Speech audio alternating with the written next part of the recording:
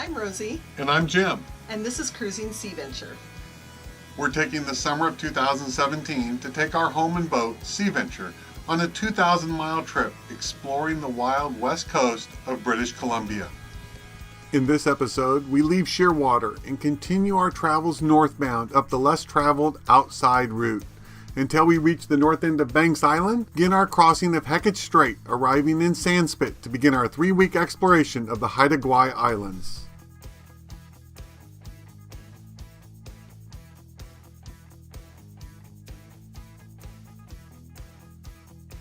Shearwater is the largest marina complex between Port Hardy at the north end of Vancouver Island and Prince Rupert right before entering Alaska. It has a large marina, marine store, boat lift, and all the stuff you would normally expect to see in a large marina. We're in Shearwater. At the pub. We're at the pub. We're having Nachos. Trying to download a YouTube video that's taken 2.5 hours. Upload. We're doing our best. Here we are hanging out. Here's the pub.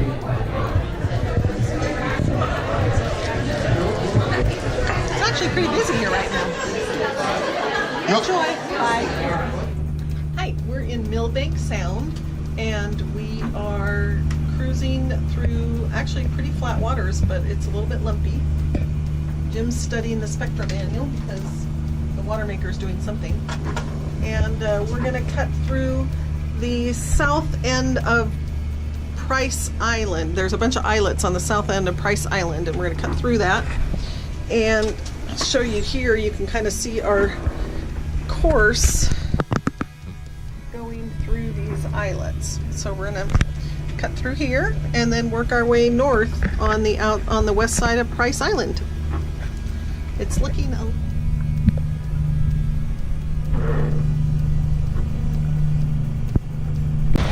There's a gray whale out in front of us. Look.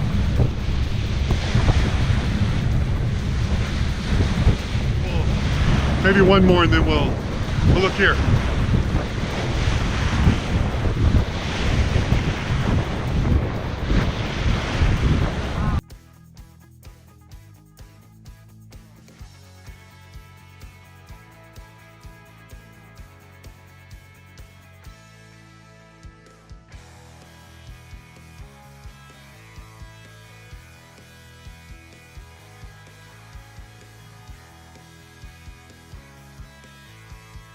Right after the orca whales, a group of dull porpoises then decided to join the bow for a while. They're big.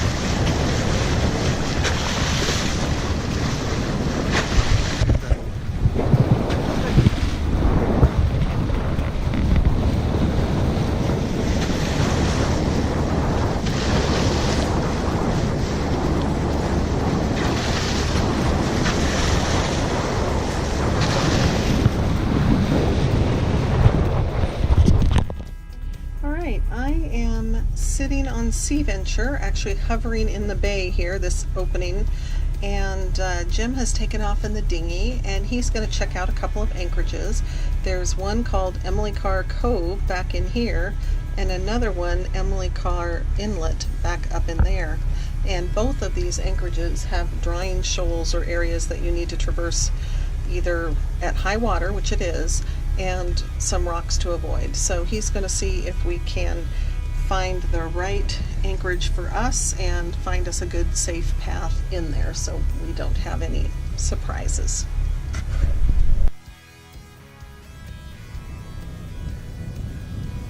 Now he returns from the inlet. He didn't much like the cove. Said the entrance was ridiculously narrow and would probably make me pee my pants if I had to go through it. We'll see what he has to say about this one.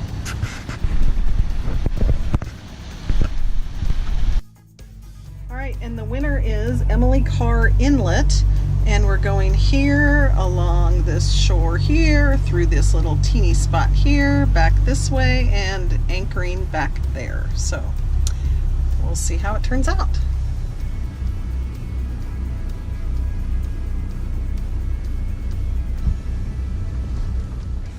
Sea Venture in Emily Carr Inlet, and we're on our way to go check out the lagoon.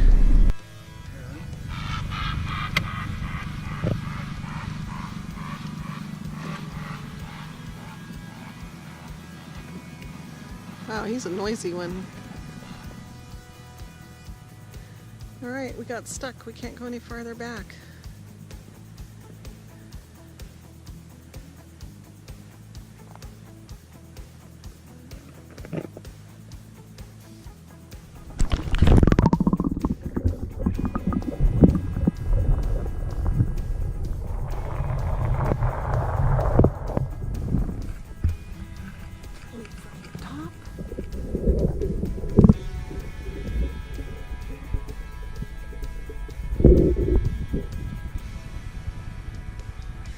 Here at the Carr Inlet anchorage. Nice big rock appeared here at low tide off the back of the boat. That's okay. We're still 30 or 40 feet away. Very nice little inlet to be in. All right, we're in our dinghy. We were getting ready to go for a dinghy ride when the wind kicked up a bit. And we're just not used to it enough to rush for the GoPro, so instead we just get to tell you about it. But we were anchored over there in that little nook. I did a video earlier of the rock. And we when it was safely 40 feet behind the boat. But actually, we got swung over to it, and then the wind pushed us over a little farther. Jim thinks we touched. I don't know. I didn't feel it. But anyways, we did the emergency anchor up and then to pull her away from the rock, and then we went and pulled the anchor up and we moved farther out into the bay. So now we're over there outside the lagoon. Probably where we should have started. Probably. Maybe or we at were least just on a shore tire stern anchor, but oh well. Live and learn. But this little nook was just not quite good enough when, or big enough, I guess, when the wind blows. And here's our lovely rock that we think we visited. So the stern of the boat was about right here. We think? Okay, we were going exploring and it looks like it's getting awful windy. The trees are moving about and you can see we're heading into quite a bit of wind.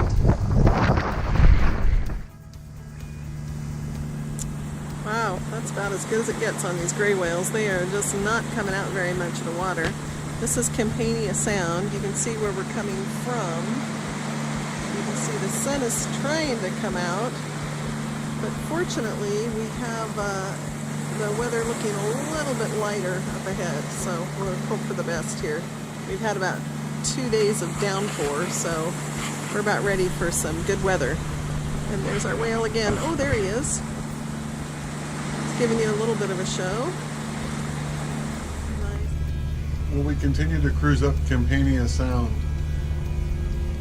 with Campania Island to port, the inner islands to starboard. We're out of the ocean swells and it has turned dead flat calm. Lots of water and all by ourselves. Perfect. Alright, we're cruising north in Principe Channel, and we've been pretty much by ourselves the entire day. We had a 70-foot boat. We've crossed paths with a 70-foot boat from the US. And now, as we're cruising along on my AIS, I saw another boat that's overtaking us, and it happens to be a 930-foot cruise ship.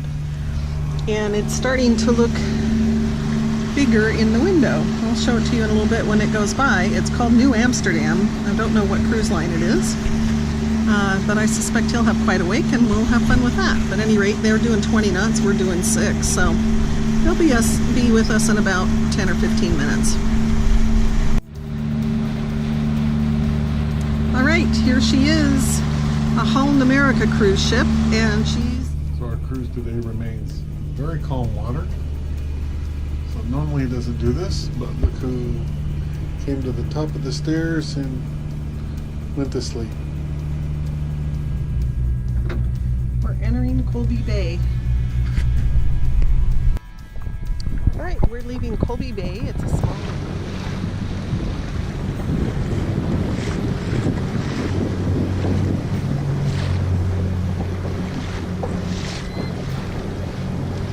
Exploring the area outside our Absalom anchorage.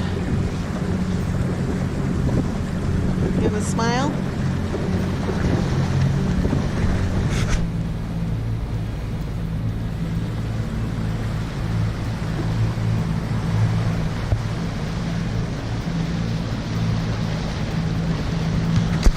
We're checking out the entrance to the Absalom Lagoon at, it looks like just after high tide. It almost looks like it's flowing out. What do you think?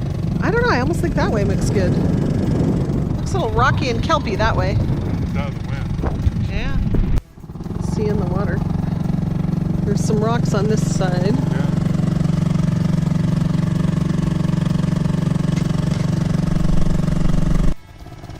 All right, that's what we just came through. And it worked out really well. And this is the lagoon.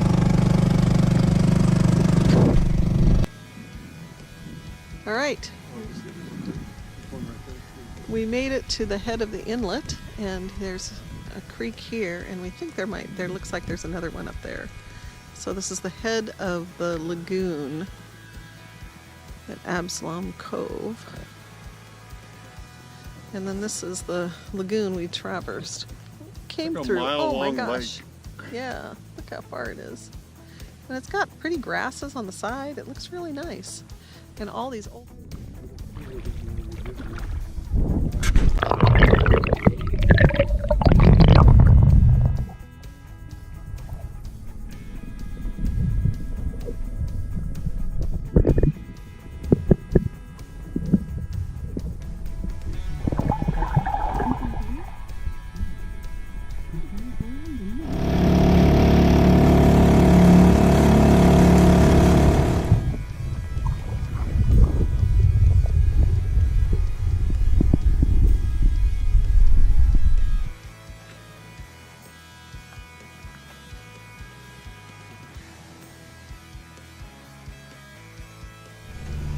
All right, here we are crossing Hecate Strait.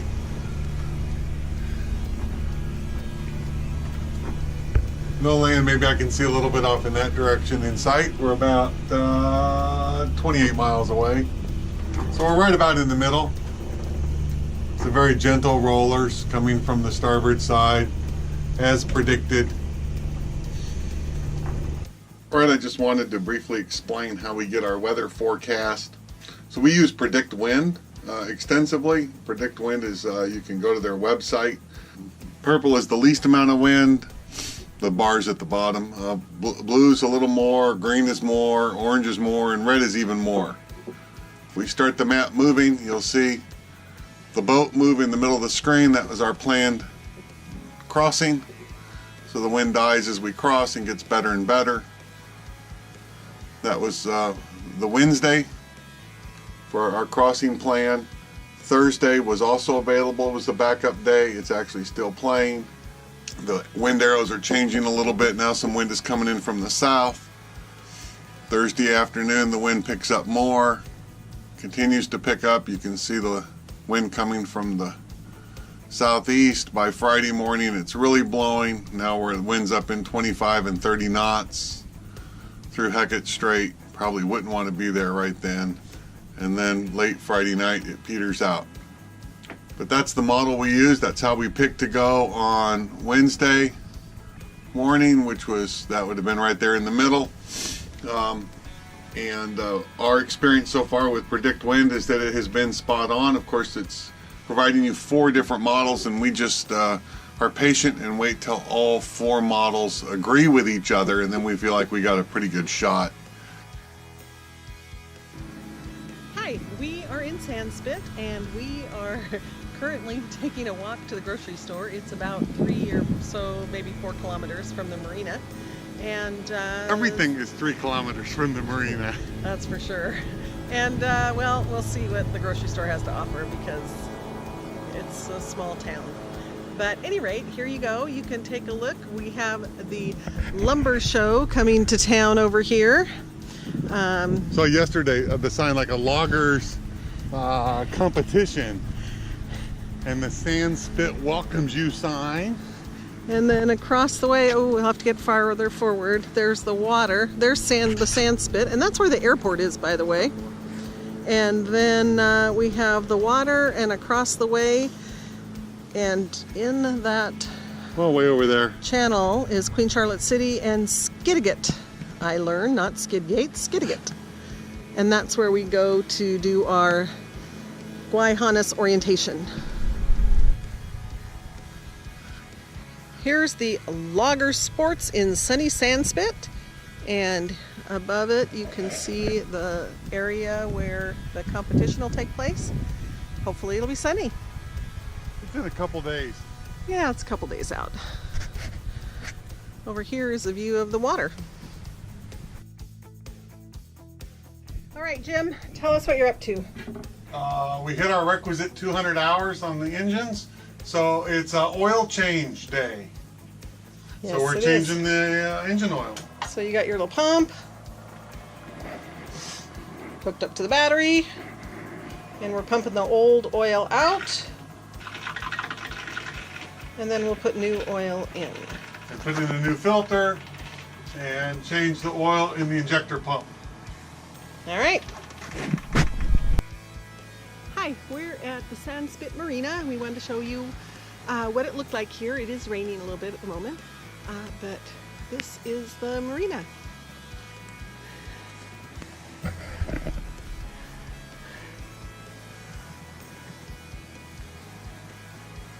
This has been our home for the last three nights. 3 nights? Yep, and we're going to be here one more night. And right behind Rosie again if you spin around. Let me spin back around. Sorry, guys. There's a Coast Guard station for here. So it's the Coast Guard station. And a little farther down here is a small little building, and that's the marina office and showers. And that's what's here. We are off to the logger show. For that, we're going to go for the novice axe throw. Novice axe throw at this time. So if you are signed up for the novice axe throw, please.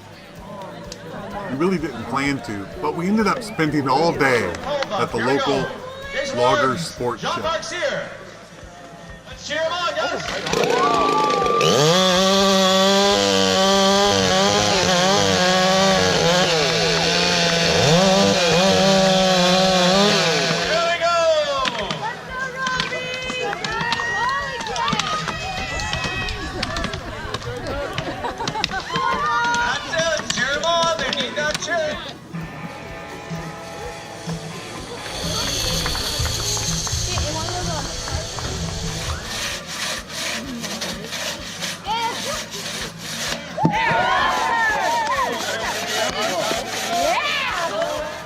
Okay, not only did speed count in cutting this log or tree down, but the end of it had to hit a little pin sticking out of the ground as well to count.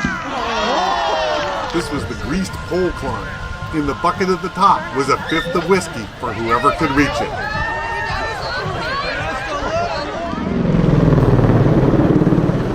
Their local business. Yeah. Look at that, see? He starts his arm straight. Oh!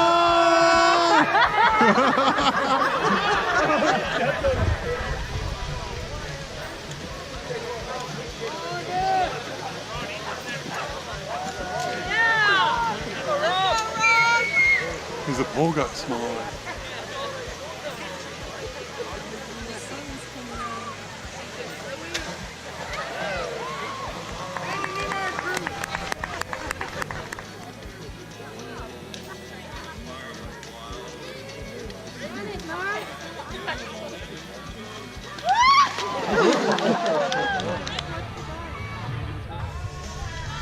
Need more play with each other.